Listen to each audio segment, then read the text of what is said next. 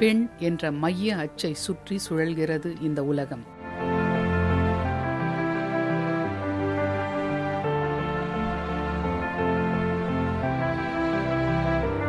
பெண்ணின்றி அமையாத உலகில் பெண் சக மனுஷியாக மதிக்கப்படுகிற போக்கு இருக்கிறதா என்ற கேள்வி காலம் காலமாக தொடர்ந்து கொண்டிருக்கிறது.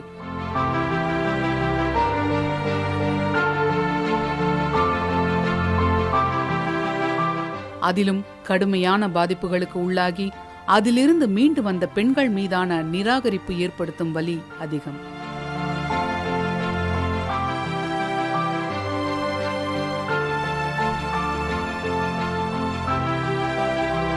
அத்தனையையும் மீறி உயிர்ப்புடன் உயர்வுடன் மீண்ட பெண்களுடனான பயணத்தின் பதிவு இது.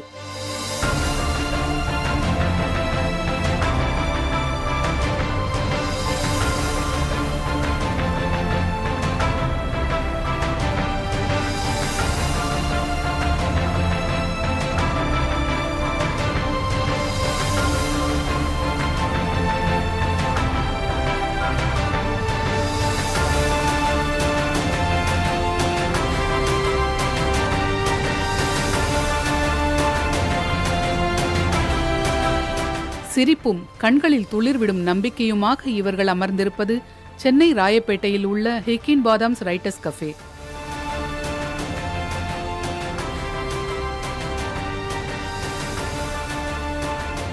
இவர்கள்தான் இந்த உணவகத்தின் நட்சத்திரங்கள்.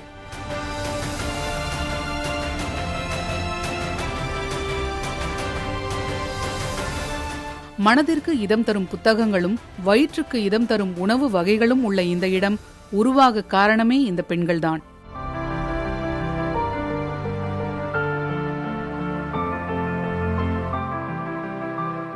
பத்து முதல் 40% வரை தீக்காயம் பட்டவர்கள் இந்த பெண்கள்.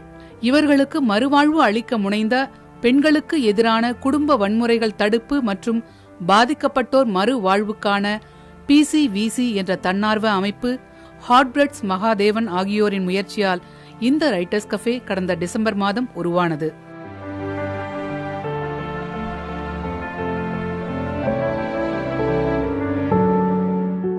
இந்த கட்டத்தை எட்டும் முன் இந்த பெண்களின் தீக்காயங்கள் இவர்களுக்கு ஏற்படுத்திய வலிகள் ஏராளம்.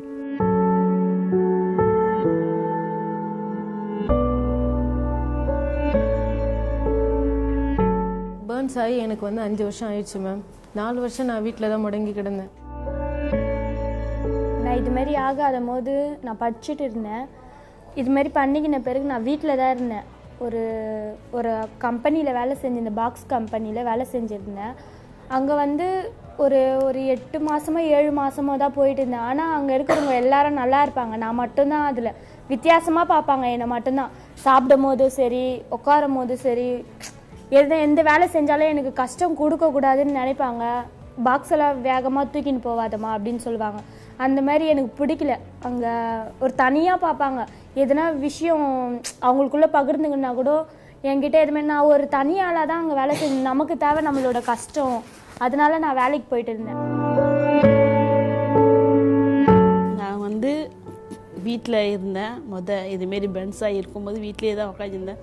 வீட்டில் இருக்கும்போது நான் நிறைய இடத்துல வேலைக்கு போய் கேட்டிருக்கேன். வேலைக்கு போய் கேட்கும்போது நிறைய பேர் இந்தமாரி இருக்கீங்க, நீங்கள் எரிஞ்சு போயிருக்கீங்க, வேண்டாம் வேலைக்குன்னு ரொம்ப மனசளவு கஷ்டப்படுத்திருக்காங்க நிறைய பேர்.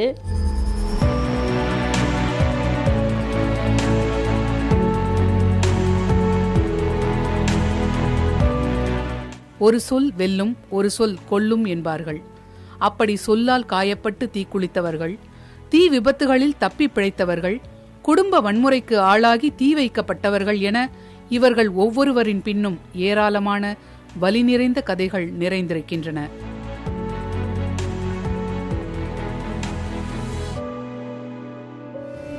எனக்குள்ளே நிறைய பிரச்சனைகள் மேம். சின்ன வயசுலேருந்து எப்படி சின்ன வயசுலேருந்து கல்யாணம் பண்ணி கொடுத்துட்டு இவ்வளோ பெரிய பவுன்ஸ் ஆகிட்டு நான் வீட்டுக்குள்ளேயே இருந்துருவேன்னு சொல்லிட்டு நான் எவ்வளோ கஷ்டப்பட்டேன். வீட்டுக்குள்ளேயே இருந்துருவேன், செத்துருவேன், எங்கள் வீட்டில் எல்லாம் செத்துட்டாங்கன்னு கூட நிறைய பேர் சொல்லிட்டு எங்கள் வீட்டில் எல்லாம் செத்துட்டாங்களே நினச்சிட்டாங்க. அதெல்லாம் கடந்து நான் கேஎம்சிக்கு கேஎம்சியில் இருந்து என்னை பிசிசி கிட்டுன்னு நான் இந்த இடத்துல இப்போ உச்சந்தாலும் கோபுரத்தில் இருக்கிற போல் இன்றைக்கி நான் ஒரு சந்தோஷப்படுறேன் மேம்.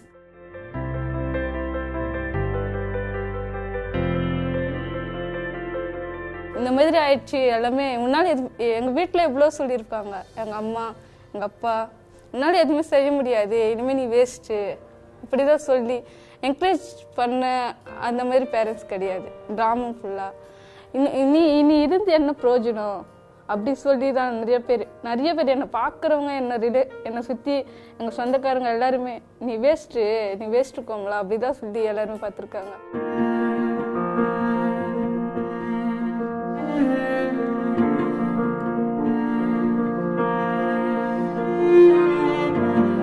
அப்புறம் அங்கேருந்து நான் வீட்டுக்கு போய் வீட்டில் தான் இருந்தேன். நான் ஒரு 7-8 மாதம் வீட்டில் தான் இருந்தேன். எங்கெங்கேயோ நான் வேலைக்கு போனேன், ஹவுஸ் கீப்பிங் வேலைக்கு கூட நான் போய் கேட்டிருக்கேன் மேம்.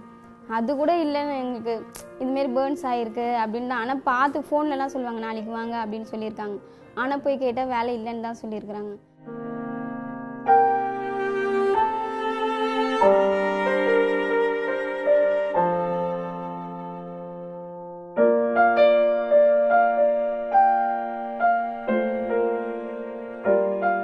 கண்களில் வேதனையை ஒலித்துக் கொண்டு இதுவரை கேள்வி கூட பட்டிராத மேற்கத்திய வகை உணவுகளை இந்த பெண்கள் தற்போது இயல்பாக தயாரிக்கிறார்கள்.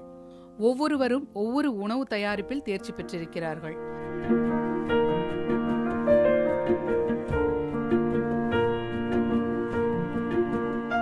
பேக்கரி உணவுகளில் சிலர் நிபுணத்துவம் பெற்றவர்கள் என்றால் வேறு சிலர் இனிப்பு வகைகளில் கை தேர்ந்தவர்கள்.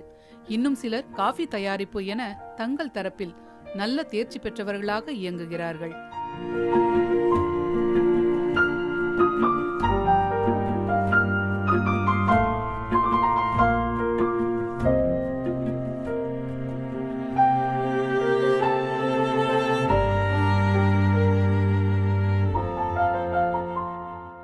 சீக்கிரமாக கற்றுக்கினேன். எல்லா வித காஃபியும் சீக்கிரமாக கற்றுக்கினேன். ஜூஸ்ன்றது என்னோட இது இல்லை, ஆனால் ஜூஸை நான் கற்றுக்கினேன். எனக்கு தெரியணுன்ட்டு அந்த ஜூஸும் கற்றுக்கினேன். அந்த ஃபேவரேஜ் அந்த பையன் வராதப்போ நான் தான் ஜூஸ்லாம் ஃபுல்லாக போடுவேன். அந்த பையன் இருந்தாலும் போடுவேன் ஜூஸ் நான் தான். அவங்க வந்து நல்லா இருக்குது. இப்போ டெசர்ட்லாம் கூட நாங்களே செய்கிறோம், கேக்லாம் நாங்கள் போட்டு தரோம் மேம். அவங்க கேட்டாங்கன்னா நாங்கள் கேக் போட்டு தரோம். அவங்க சாப்பிட்டு நல்லா இருக்குது, ஒவ்வொருத்தரும் கூப்பிட்டு என்கரேஜ் தான் பண்ணுறாங்க, கை கொடுக்குறாங்க, ஃபோட்டோ எடுக்கிறாங்க. அது எங்களுக்கு ரொம்ப சந்தோஷமாக இருக்குது. நினைக்கவே இல்லை மேம். கேஎம்சியில் 22 நாள் இருந்தேன் மேம். 22 நாள் இருந்துட்டு வீட்டுக்கு போயிட்டு வீட்டில் இதையே நினச்சிட்டு அழுதுகிட்டே இருப்பேன் நான். மூஸ், பேஸ்ட்ரி, குக்கீஸ், சாக்லேட்ஸ் அந்த மாதிரி ஐட்டம் இதுக்கு முன்னாடி நாங்கள் சாப்பிட்ருக்கோம். ஆனால் வந்து எப்படி செய்வாங்கன்னு எங்களுக்கு தெரியாது. பின்னஸில் வந்து எங்களுக்கு கற்றுக் கொடுத்தாங்க மேம், ப்ரொடக்ஷன் எல்லாம் கற்றுக் கொடுத்தாங்க. இப்போ வந்து நாங்களே ஓனாக இங்கே வந்து நாங்களே சீனியர் இல்லைன்னா கூட நாங்களே செய்கிற அளவுக்கு நாங்கள் தயாராகிட்டோம். கன்ஃபெசரி, மஃபின்னு, எக்லெஸ்ஸு, ஸ்பாஞ்ச் எல்லாம் அங்கெல்லாம் போடுவோம். சமையல் அறையில் சுட சுட உணவு தயாரிக்கும் வேகமும் மேலை நாட்டு உணவு வகைகளை நேர்த்தியுடன் தயாரித்து அவற்றை அழகுபடுத்தி பரிமாறுவதுமாக இயங்குகிறார்கள் இந்த பெண்கள்.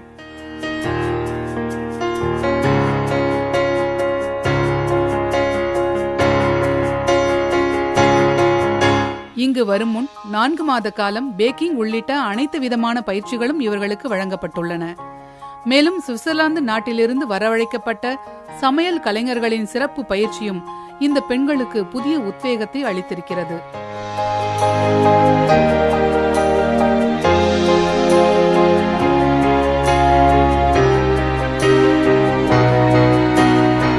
மகதேவன் சார் வந்து உங்களுக்கோசம் நாங்கள் ரைட்டிங்ஸ் கேஃபே ஓப்பன் பண்ணுறோம், நீங்கள் தான் வாங்கும் எல்லாமேன்னு சொல்லி அங்கே எல்லாம் நிறைய பேர் இருந்தாங்க. பயந்துட்டே தான் போனேன், நம்ம இதுமாரி இருக்கிறோமே எப்படி போய் நம்ம வேலை செய்ய முடியும், எல்லாராச்சும் நம்மளை எதாவது சொல்லிடுவாங்களா, கஷ்டப்படுத்துவாங்களா சொல்லிட்டு பயந்துட்டே இருந்தேன். ஏன்னா ஆல்ரெடி அங்கே வெளியெல்லாம் வேலைக்கு போய் கேட்கும்போது கஷ்டப்படுத்தினாங்க. சரி அதை பயந்துட்டே போகும்போது அப்புறமே பிரியதர்ஷினி, புனிதவல்லி, மரியா, அப்புறமே பரிமளா அவங்களாம் வேலை செஞ்சுட்டு இருந்தாங்க.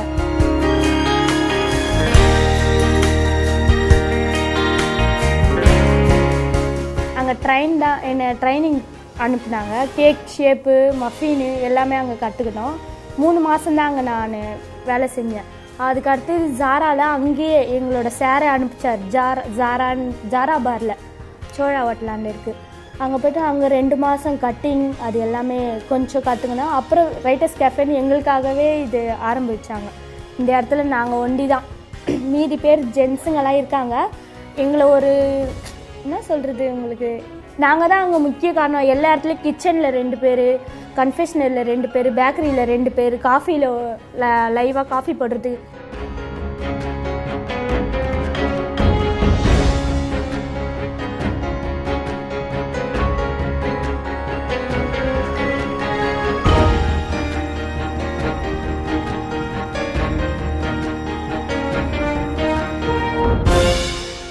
தீக்காயங்களுக்கு சிகிச்சை பெற்று வீடு திரும்பிய பின்னர் தங்களுக்கு வாழ்க்கையே இல்லை என்று முடங்கியவர்கள்தான் இந்த பெண்களும்.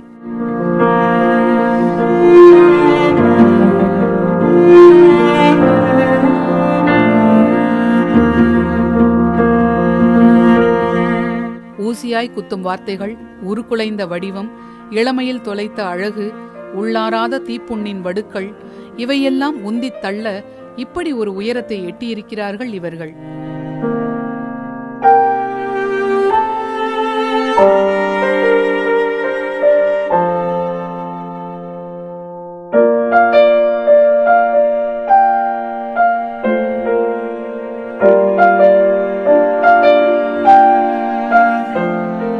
வீட்டிலே தான் இருப்பேன், ஸ்கூல் போவேன், வீட்டுக்கு வருவேன், ஸ்கூல் போவேன், வீட்டுக்கு வருவேன்.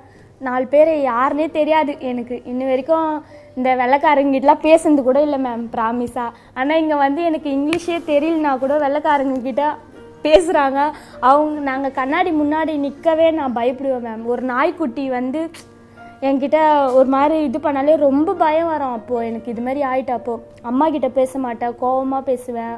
கண்ணாடி முன்னாடி நிற்கிறதுக்கே இப்போ வரைக்கும் கண்ணாடி பார்த்தாலே அசிங்கமாக இருக்கும். அந்த அசிங்கத்தையும் அழகாக எங்களோட நின்று ஃபோட்டோ பிடிச்சிக்கிறாங்க. அது ரொம்ப சந்தோஷமாக இருக்குது எங்களுக்கு. என்னோடய காஃபி ரொம்ப பிடிச்சிருந்து, எவ்வளோ பெரிய ஆளாக இருந்தாலும் பெஸ்ட் நம்பர் 1 காஃபி அப்படின்னு சொல்லிட்டு போகிறாங்க. அவங்க எத்தனை இடத்துல காஃபி குடிச்சிருப்பாங்க, அப்படி இருந்தும் இங்கே வந்து சூப்பர் காஃபி அப்படின்னு சொல்லிட்டு என்னை வாழ்த்திட்டு போகிறாங்க. ஒரு கார்டு மாதிரி எழுதி கொடுத்துட்டு போனாங்க. அது ரொம்ப சந்தோஷமாக இருக்குது. நான் ஸ்கூல் முடிச்சிட்ட பிறகு இது மாதிரி ஆச்சு. அப்புறம் காலேஜ் போகணும் அப்படி சொல்லிட்டாங்க. நான் காலேஜ் சேர்றதுக்கு முன்னாடி தான் இது மாதிரி அப்ளிகேஷன்லாம் வாங்கியாச்சு, எல்லாம் முடிஞ்சாச்சு. நான் காலேஜ் போகணும், உடம்பு சரியாயிட்ட பிறகு நீ காலேஜ் போய் தான் ஆகணும் அப்படின்னு சொல்லிட்டு மேம்லாம் ஆர்குமெண்ட். நான் போக மாட்டேன், நான் வெளியே போக மாட்டேன், நான் எங்கேயுமே போக மாட்டேன், நான் இப்படி தான் இருப்பேன். இது ரொம்ப பேசி இவ்வளோ. அப்புறம் மேம் கால் பண்ணி, இல்லை நீங்கள் போனால் தான் உங்கள் லைஃப் ஸ்டார்ட் ஆகும் அப்படி சொன்னாங்க. அதுக்கப்புறம் ஃபஸ்ட்டு நான் காலேஜுக்கு போகிறேன். இவ்வளோ ரொம்ப கஷ்டமாக இருந்துச்சு. மற்றவங்க மாதிரி நம்ம இல்லையே, ஏன்னா எப்பவுமே எல்லாமே ஒதுக்கி வேறு மாதிரியே வைப்பாங்க. அது எனக்கு ரொம்ப ரொம்ப கஷ்டமாக இருந்துச்சு. இயற்கை மேம் முன்னெல்லாம் என்னை வந்து ஒரு இடத்துக்கு கூப்பிட்டாங்க கூட நான் போகவே மாட்டேன் மேம். ஏன் நம்ம இப்படி இருக்கிறோமே, நம்மளை என்னை மதிக்கவே மாட்டாங்க மேம். ரொம்ப கஷ்டப்படுவேன். நம்மளை யாருமே மதித்து கூப்பிட மாட்டேன்றாங்கல்ல. இப்போ ஒரு இடத்துல இருக்கோம் நாங்கள், அங்கே எல்லாரையும் கூட்டின்னு போவாங்க, வாங்க நீங்கள் வாங்கன்னு. ஆனால் என்னை யாருமே அதுமாரி கூப்பிட மாட்டாங்க மேம். கஷ்டப்படுவேன். எங்கள் சித்தாண்டெல்லாம் சொல்லி நான் அழுதுருக்கேன் மேம். என்னை யாருமே வெளியே கூட்டின்னு போக மாட்டேன்றாங்க மேம். சொல்லி எங்கள் சித்தாண்டெல்லாம் சொல்லி அழுவேன். அவங்களாம் சொல்லுவாங்க, அதெல்லாம் உடாசமாக வந்து நீ அதெல்லாம் பார்க்காத, நாங்கள் இருக்கோம்ல உங்கள் கூட, எதுக்கு நீங்கள் கவலைப்படுறீங்க சொல்லி எங்கள் நாத்தனாருங்களாம் சொல்லுவாங்க. அவங்க மனசளவு எனக்கு சந்தோஷமாக பேசினா கூட எனக்கு சந்தோஷம் இருக்காது மேம்.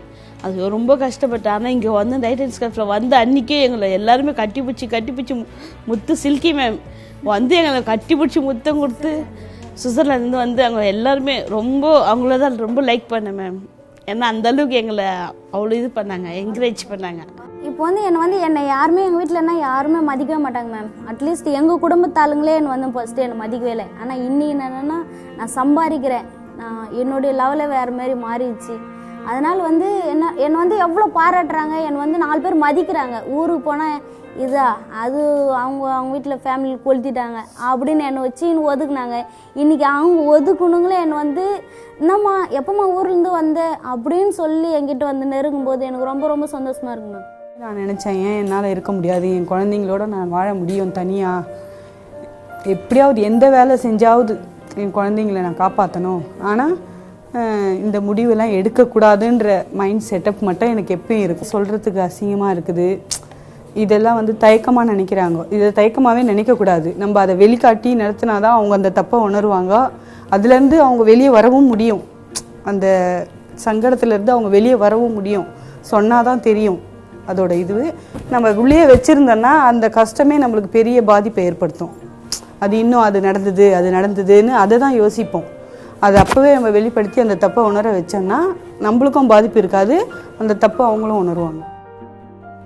உருவம் உருமாறியதால் உதறி தள்ளினர் அக்கம்பக்கத்தினர். இன்று அவர்களே வியப்பால் உறையும் அளவுக்கு உருமாற்றம் அடைந்திருக்கிறது இந்த அக்னி பூக்களின் வெற்றி பயணம்.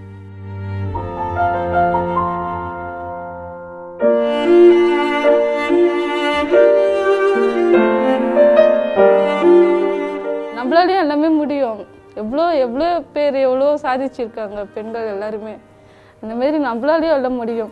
ஐயோ போயிடுச்சே லைஃப் போயிடுச்சு அவ்வளோதான் அப்படின்னு சொல்லி சோர்ந்து உட்காரக்கூடாது மேம். என்னை பொறுத்த வரையும் வெளி உலகத்துக்கு போய் வேலைக்கு போயிட்டு இவங்களும் சம்பாதிக்கிறாங்க, நம்ம எதுக்கு வீட்லேயே இப்படி அடங்கி இருக்கணும், வீட்டுக்குள்ளேயே இருக்கணும் அதுமாரி நினைக்காம, சரி இவங்கள மாரி நம்ம ஒரு அசிங்கமாக இருக்கணும் அப்படின்னு நினைக்காம வெளி உலகத்துக்கு போய் அவங்களும் நல்ல வேலைக்கு போகணும் அப்படின்னு நினைக்கணும். உண்மையிலே எல்லாமே மாறிச்சு மேம் எங்கள் வாழ்க்கையில்.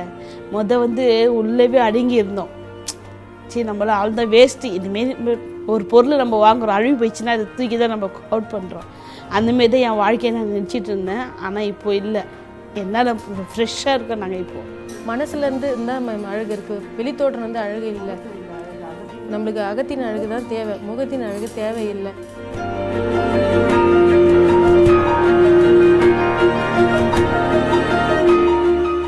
ஆம், இவர்கள் சொல்வது போல அழகு உருவத்தில் அல்ல, இவர்கள் உள்ளத்தில் பொதிந்திருக்கிறது.